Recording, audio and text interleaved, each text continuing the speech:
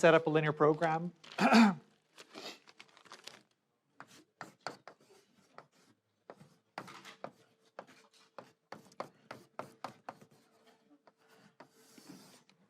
Okay, but we didn't have time to solve it, so now we're going to solve it. So you might remember, if you were here yesterday, there's this problem where this person was trying to decide how many cups of rice to eat and how many cups of soybean to eat to minimize the cost and get enough nutrition. So X is the number of cups of rice per day. Y is the number of cups of soybeans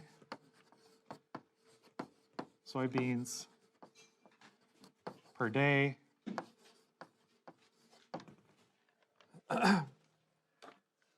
Okay, and our goal was to minimize cost. So the cost of a cup of rice was 21 cents.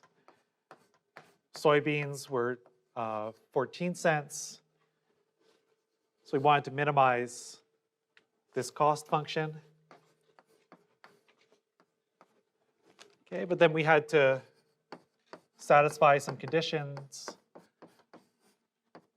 So you might remember there was a condition on protein. So you have to have enough protein, 15 grams per cup of rice, 22.5 in every cup of soybeans. And you want it to have 90 grams in total. Okay. So this was for protein. Then there was another condition that you have to have enough calories.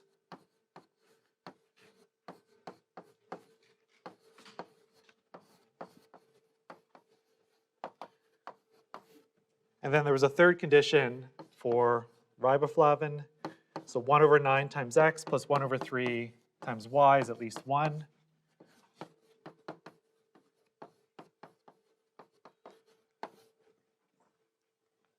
Okay. And these were the main constraints that were given in the problem. But then you have to remember there's some kind of common sense constraints that, so sometimes you have to think of this yourself, that like obviously x and y have to be at least 0 because you can't eat a negative amount of something.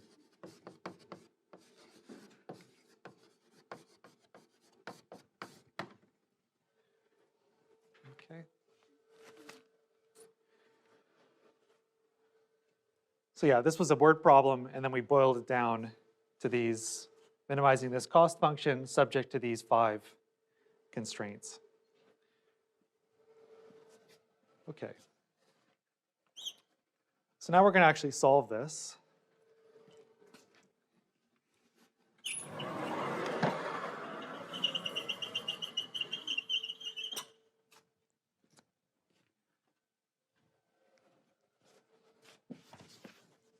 And yesterday we went through the method for solving this. So first of all, you want to find the feasible region of your constraints. So step 1, graph the feasible region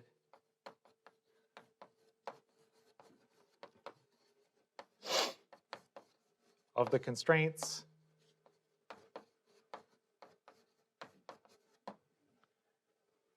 Okay.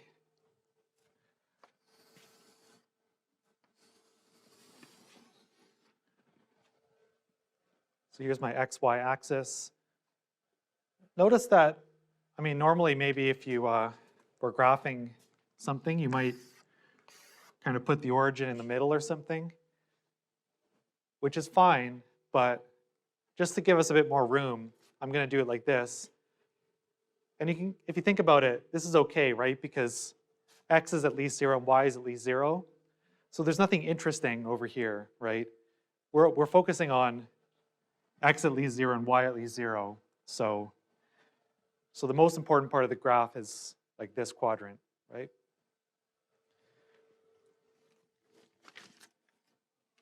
Okay, so now I want to graph these 5 constraints. So what I want to do is I want to take the line 15x plus 22.5y equals 90.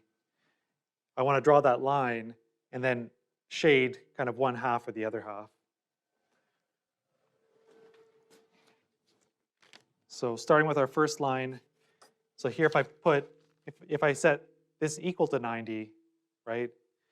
If I set x equal to 0, I would get y equals 4, because 90 divided by 22.5 is 4. So I'll put that around here.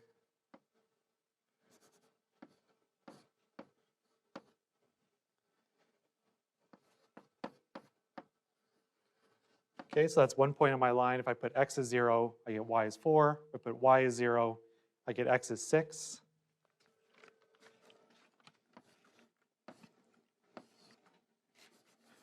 So I've got the point 6, 0.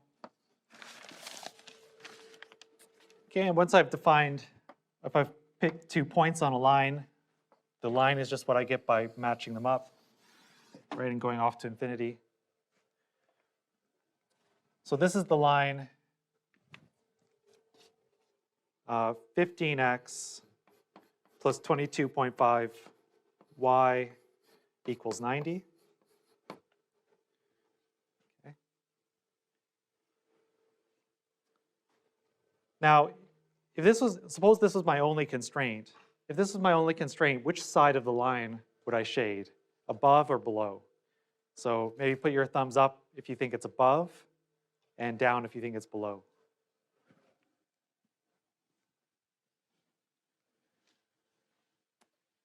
Okay, a lot of people are still thinking.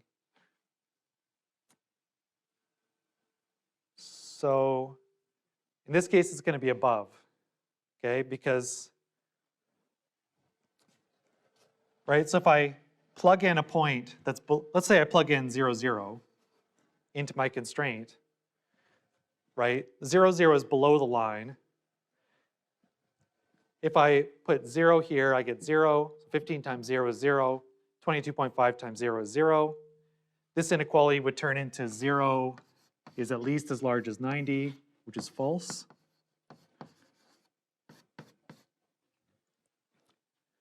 Okay, so when I plug in something below the curve, 0, 0, the inequality is false. So that means I need to pick the upper side of the line. Okay. Is that clear, or any questions about that? So you could also plug in something on this side of the line, right? If I plugged in the value 10, 10, you know, then the inequality would be true, and so that kind of suggests you should pick that side of the line.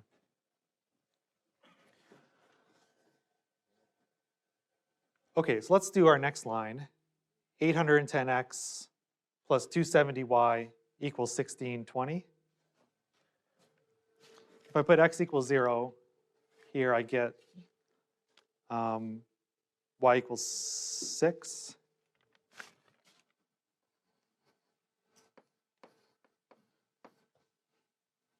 So I'm plotting this line now with equals here.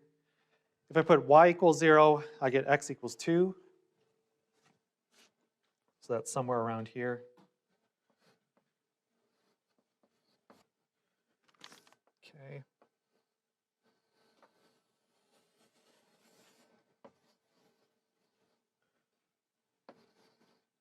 So this is the line 810x plus 270y equals 1620.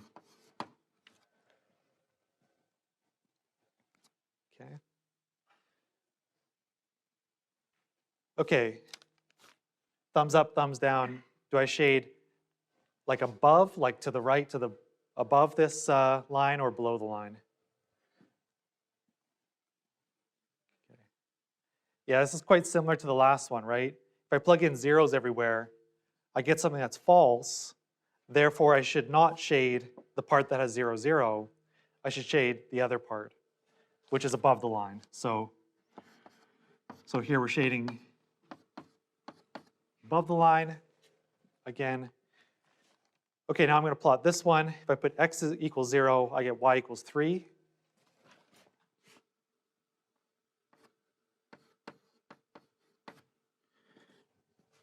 If I put y equals 0, I get x equals 9, which is like somewhere over here. Okay, and then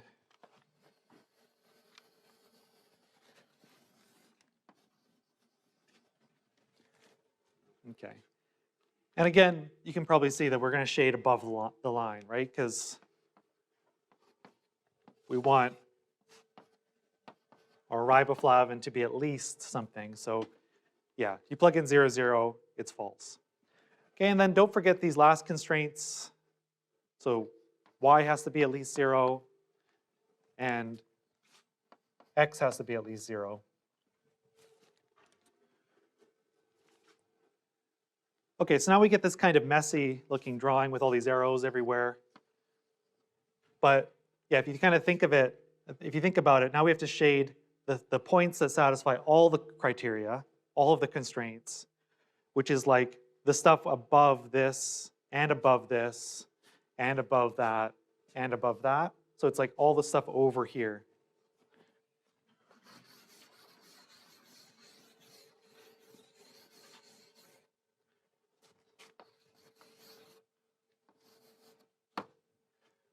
So this is my feasible region. Okay. And it goes off to infinity, right?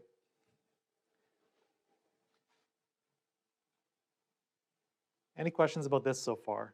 So this is our first step, finding the feasible region and drawing it. Okay.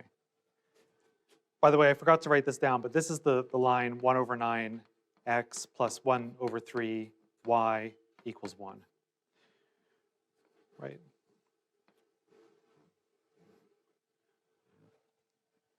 Okay. Step 2, we need to find all the corner points of the feasible region. We've already found 2 of them, and there's only 4 of them, right? There's this one here. That's a corner because it's like, it's on this line and then this line. So that's a corner point. This is a corner point. We need to find it. This is a corner point. We need to find it. And this one we already know. So we just need to find these 2 points.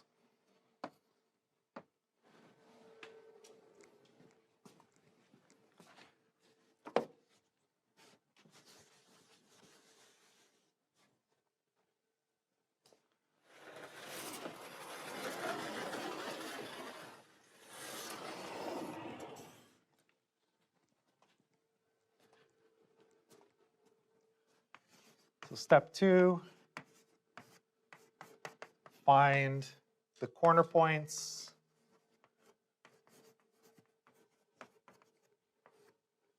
Or in your textbook, I think it calls them vertices of the feasible region S. Okay, so like I said, we've already found 2 of them. We just need to find 2 more.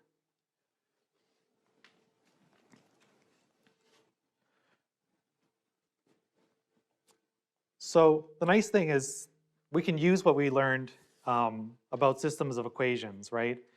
So this corner point is a point that satisfies this equation of this line, 15x plus 22y equals 90, because that's the equation for this line. And it also satisfies this equation, 1 over 9x plus 1/3 y equals 1. So this point is a point that satisfies both equations. So to find it, we can solve the system of equations with this equation and that equation, and that'll tell us that point.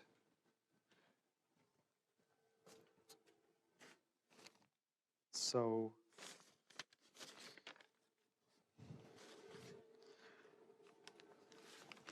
And then similarly, like this one, right, is going to satisfy this equation, and it's going to satisfy this equation. Right, so let's find this point up here first. So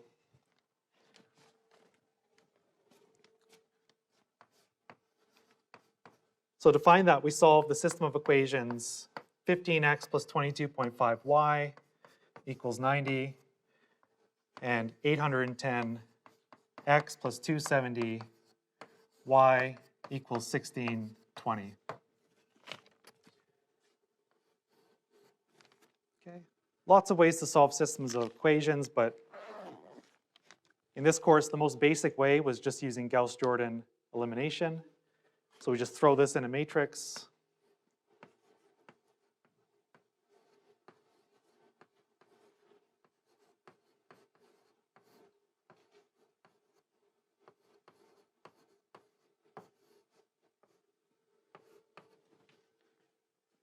Okay. And we just do our usual elimination. So I divide this by 15. 1 over 15, row 1. I've got 1, 3 over 2, 6, and then I've got 810, 270, and 1620 again. Okay. So I'm just pivoting like this first column. So I use this 1 to get rid of the 810. So I've got I'm going to take row 2 and subtract 810 row 1.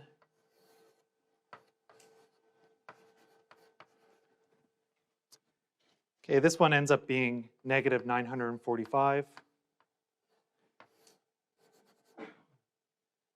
That's 6, and then this is negative 3,240.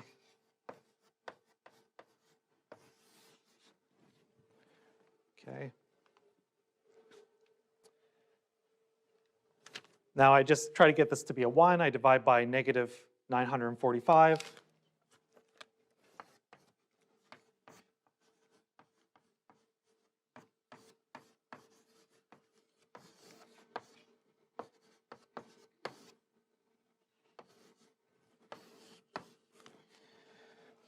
This gives me 24 over 7.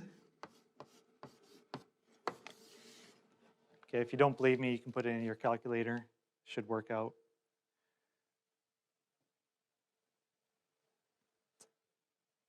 Right. And then I'm basically done. I just want to get rid of this 3 over 2. So I do row 1 minus 3 over 2, row 2.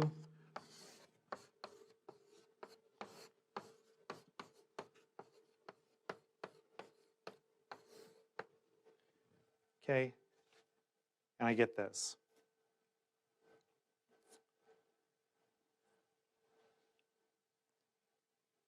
So, okay, now we have to kind of interpret this. What does this tell me? Well, it tells me the x and y that satisfy these two conditions are x equals 6 over 7 and y equals 24 over 7.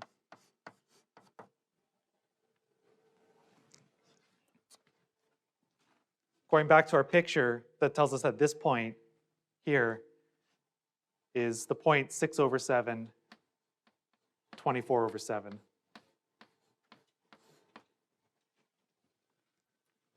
Okay. Okay, now we just have to do the same thing with this one.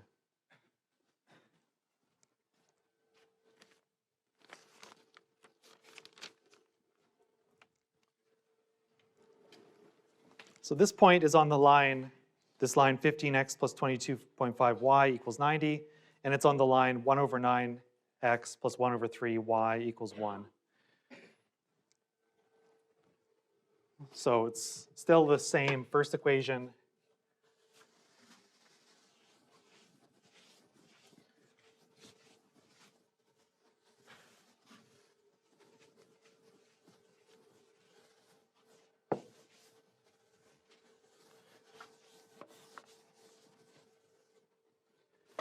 Okay, and then the second equation is 1 over 9x plus 1 over 3y equals 1. We throw that in a matrix.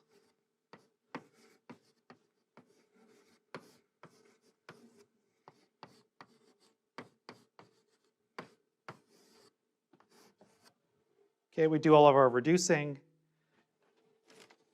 And maybe I won't repeat this. I mean, it's the same process as always, right? You guys have had a lot of practice with this now, so hopefully, if you kind of work this out,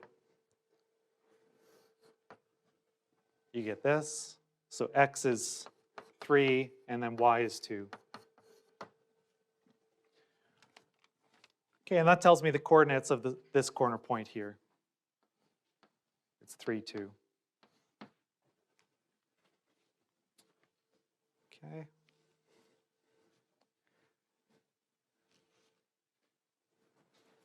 Any questions about any of these steps so far?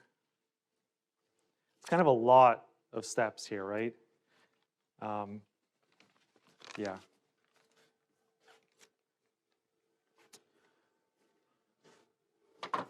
Okay, now finally, we found the 4 corner points, and we just have to plug them in to the objective function.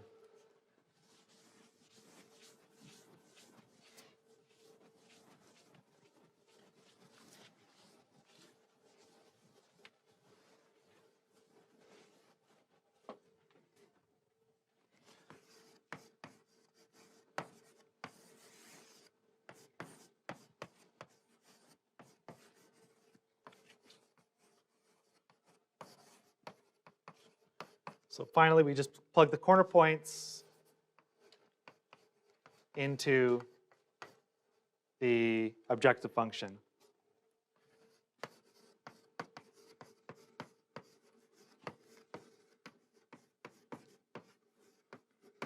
Okay, I'll just kind of write a table here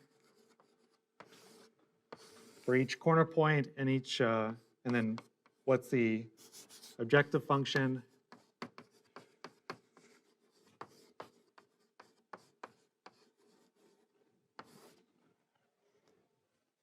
Okay, so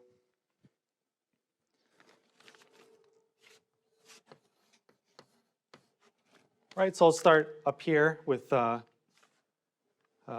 0, 6. So we have to remember what our objective function is. It's the cost function, 21x plus 14y. So 21 times 0 plus 14 times 6 is 84. Okay, so what this is saying is like one option is to eat no rice and eat 6 cups of soybeans, and that'll cost you 86 cents per day.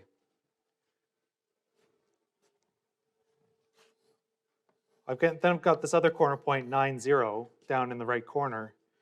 So that'd be like 21 times 9 plus 14 times 0, which is 189. Okay. And that kind of corresponds to the strategy where he decides he's just going to eat 9 cups of rice and no soybeans, which, like, if you think about it, obviously that's a bad strategy because, like, rice costs more than soybeans. So, and now you're going to eat like a whole lot of it. It's probably not going to minimize your cost, especially when you could get away with eating less soybeans. But we have to check all the corners anyway. But this one's probably not going to work, right? Let's try 6 over 7, 24 over 7, which is where things start getting interesting, right? Because now you're eating a lot of soybean, which is good because it's low cost. You're eating a little bit of rice, which gives you a lot of calories. So anyway, you don't have to really think about these things. You can just plug them in. So 21 times 6 over 7 plus 14 times 24 over 7 gives you 66. So far that's the best strategy. And now we have to try 3 cups of rice, 2 cups of soybean, so 21 times 3, plus 14 times 2, which is 91. Okay, so this strategy here is the winner, right? So 6/7 cups of soybean, sorry, of rice, 24/7 of soybeans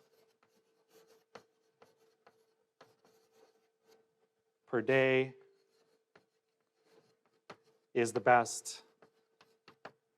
So, and your cost ends up being 66. Okay. And if you plug that into your original constraints, you'll see that all of the constraints are satisfied. So you get enough protein, enough calories, enough riboflavin, and cost is 66. Okay. Any questions about this? Okay, so this is generally the way you do it.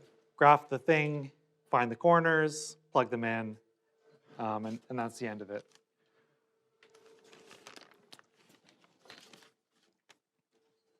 So one thing I haven't really done is, I've told you what is true, like what is the method for doing this, but I haven't really told you why it works. And I'm not going to really formally do that, but we can kind of roughly, so let me give you a rough idea of why this method works, why you should always, like picking a corner is always going to work. And let's do it just for this example.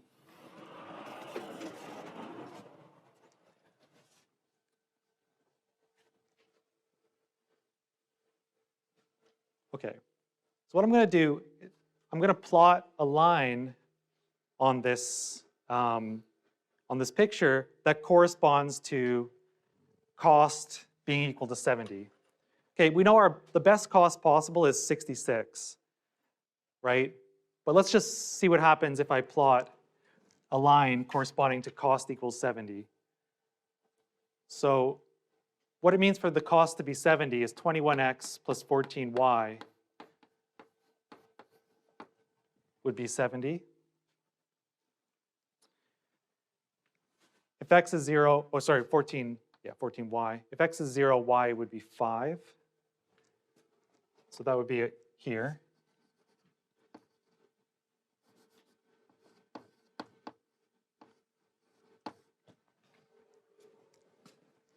If y is 0, then x would be 10/3. If you 70 divided by 21 is the same as 10 divided by 3, which would be a little bit bigger than 3, which is somewhere maybe here.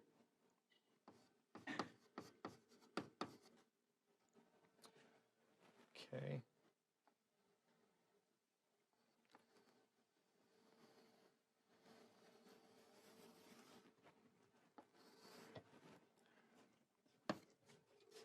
So this green line corresponds to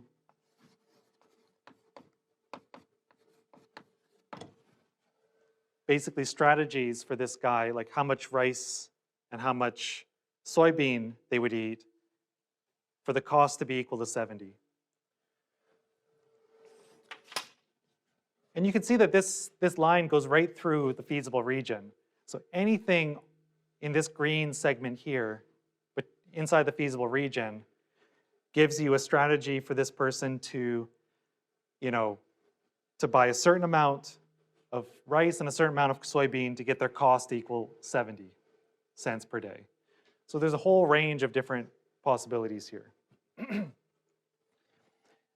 If instead of cost equals 70, I put cost equals 80, what that would mean is kind of taking the same line with the same slope and kind of moving it to the right.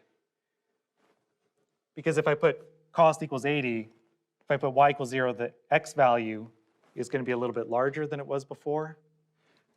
So basically, or cost equals 140 or something, that would be this line being further to the right.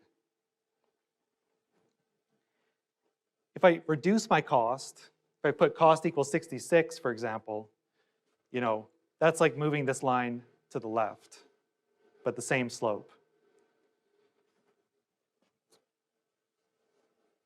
Remember, we're trying to minimize cost, so we want to pick the lowest possible cost such that the line corresponding to that cost touches the feasible region.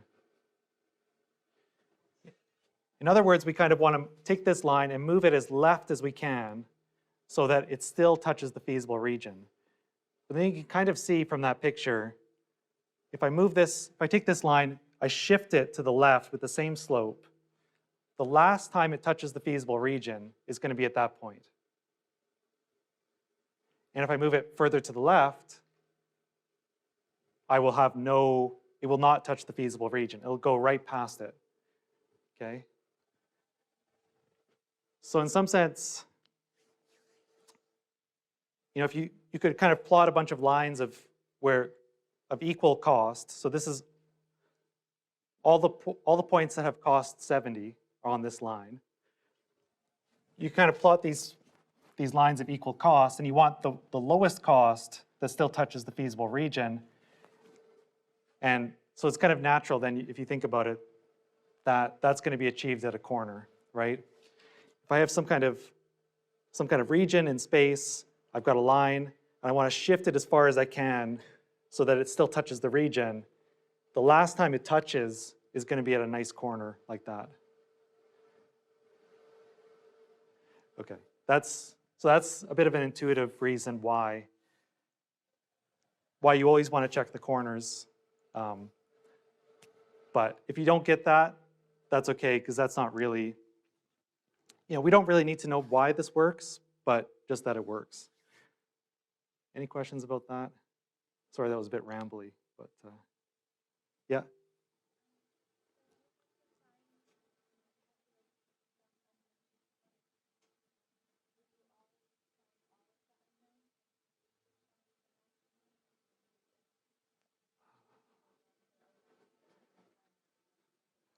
Right, that's a good point. I mean, do you mean in this case, I've kind of, the way this has been drawn, it's pretty obvious that the answer is going to be that one. You wouldn't really need, if you drew this picture with this green line, you wouldn't really need to check the other ones.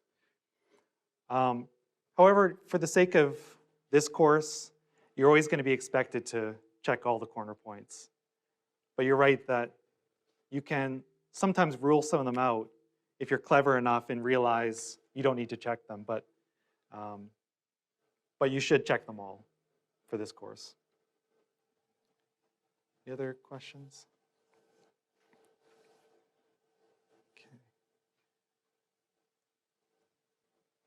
Okay.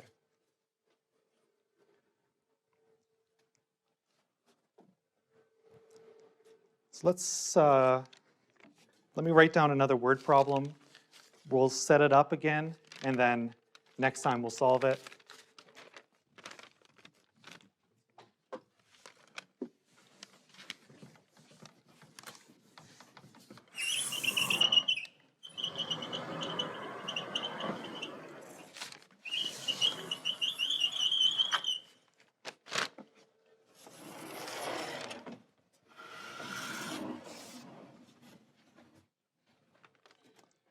Okay.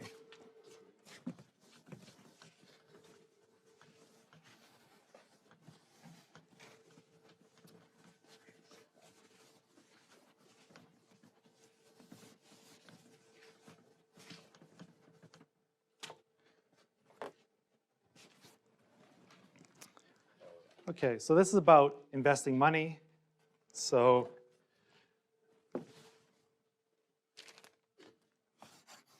a pension fund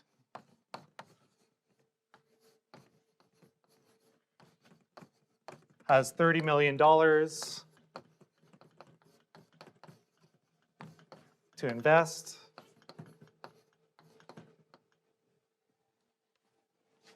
In 3 types of investment.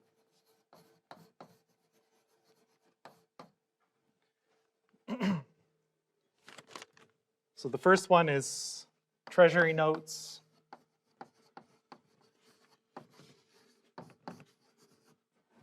Okay, which are supposed to be very, very safe investments, but they don't get that much interest. So they average, on average, you get 4% interest. Or sorry, 3%.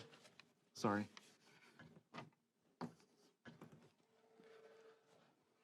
Then you have bonds, which get on average 4%. And then stocks,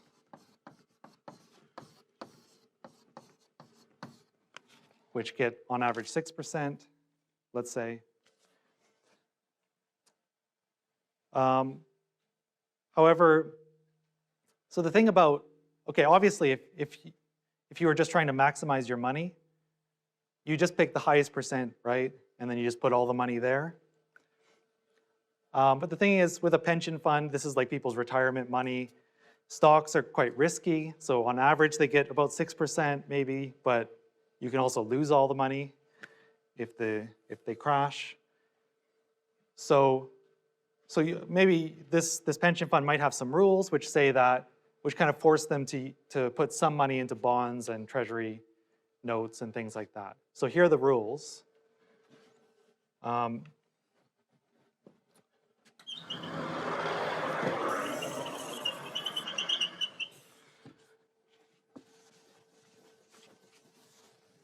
the first rule is going to be that each type of investment,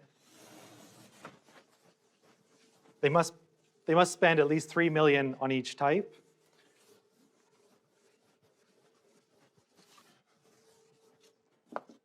So the rules, they must put at least 3 million into each type. Okay, that's the first rule. Second rule,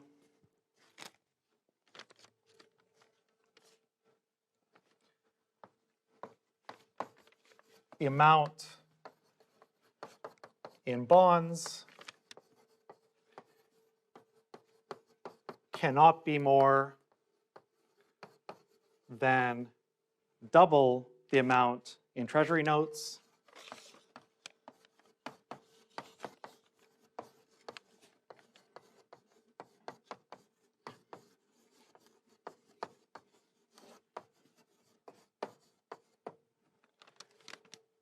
And third, at least half the money must be in treasury notes or stocks.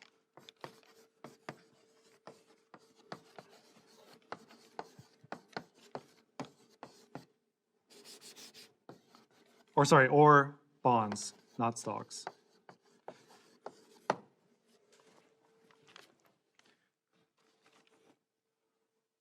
Okay. And, in real life, they might have some rules like this just to reduce the risk, right?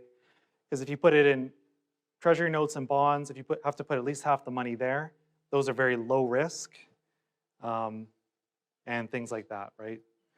And treasury notes are the lowest risk, so you might not want too much in bonds and other things, stocks. So yeah, these are your constraints, your rules. Okay. So now I want to turn this into a linear programming problem. And we kind of run into a little bit of an awkward situation. Okay, well, by the way, so the question is how much of each investment should they buy to maximize profit, right?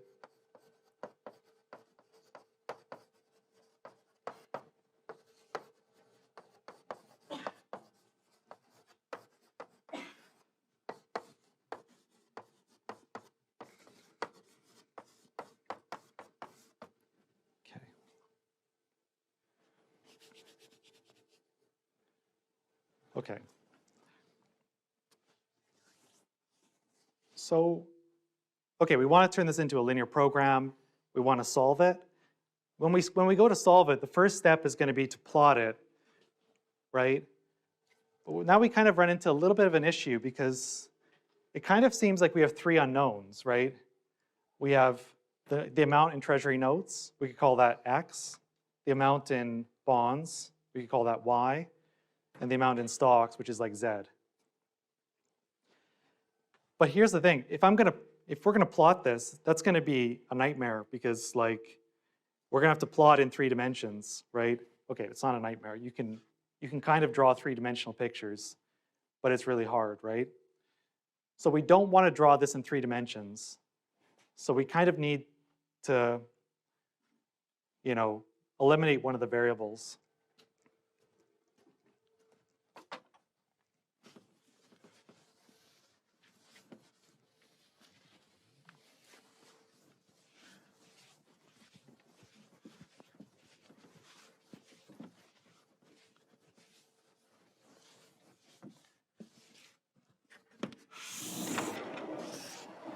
So let's think about how that would work. So, or maybe I'll keep these rules.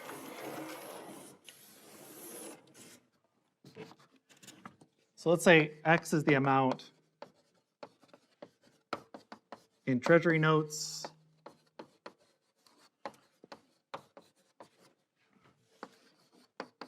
Y is the amount in bonds.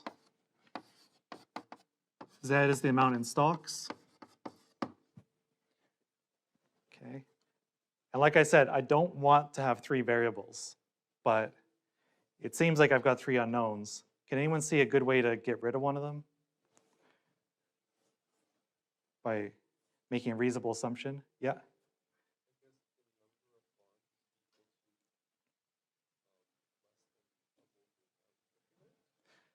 Yeah, that's true, and that's definitely going to come up in our constraints. Oh, yeah.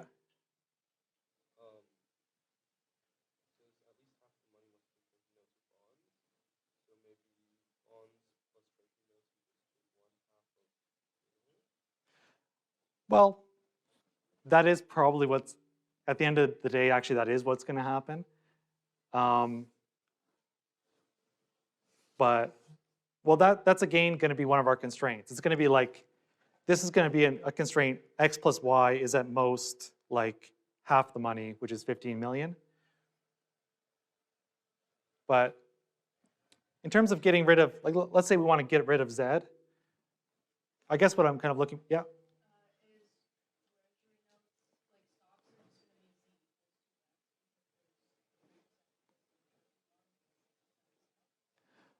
Ooh.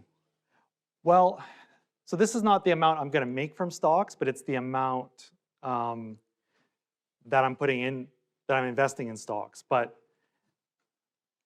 well, so, so the way I want to kind of think of this is, here's the thing. So you've got $30 million, you can invest it.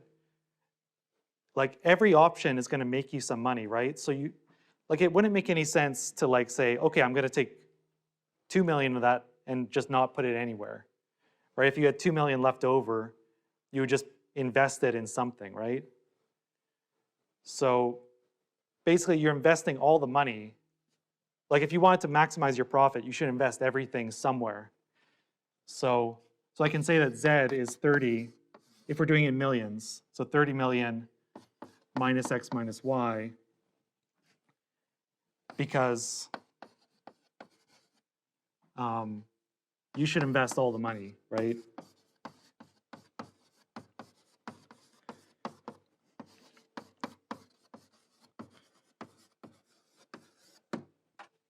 Right, so if you don't invest all the money, you're just missing out on profits. So if you want to maximize profits, you should invest everything, right?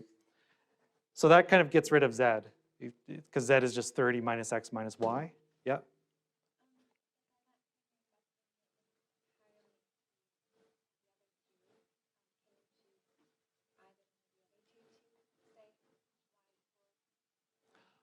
Yeah. Yep, it's actually not, at the end, the final answer is not gonna, it's not gonna make a difference in the answer, but you're right. You totally could have said, that x is equal to 30 minus y minus z. You could have done the same thing. It'll change some of your equations or some of your inequalities and stuff, but actually the final answer will be the same. So it's kind of, you can choose to eliminate any variable you want. I've just chosen to eliminate z, but you could eliminate a different variable. That'd be okay. Yeah. Any other questions? But yeah, it's a great question.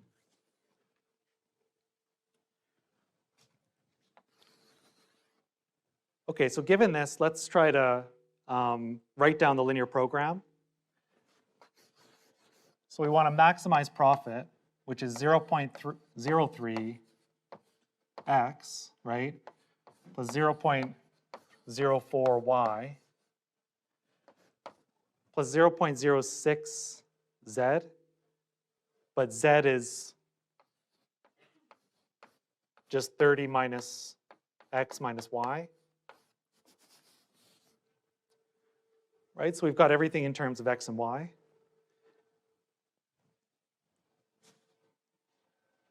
Now I go through my rules. They have to put at least 3 million into each type. That just tells me x is at least 3, y is at least 3, but then also z is at least 3. But z, again, is 30 minus x minus y. So 30 minus x minus y is at least 3. You have to put at least 3 into each, right? The amount in bonds cannot be more than double the amount in treasury notes. Can anyone see what constraint this is going to give me? Actually, it's related to something that was said earlier. So the amount in bonds is less than or equal to double the amount in treasury notes.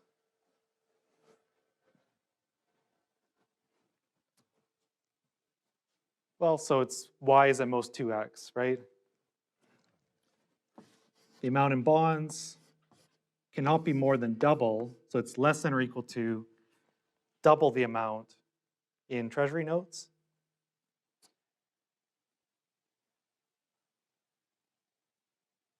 Okay, and now the last rule here.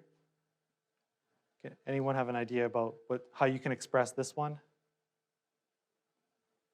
So at least half the money is in bonds or treasury notes.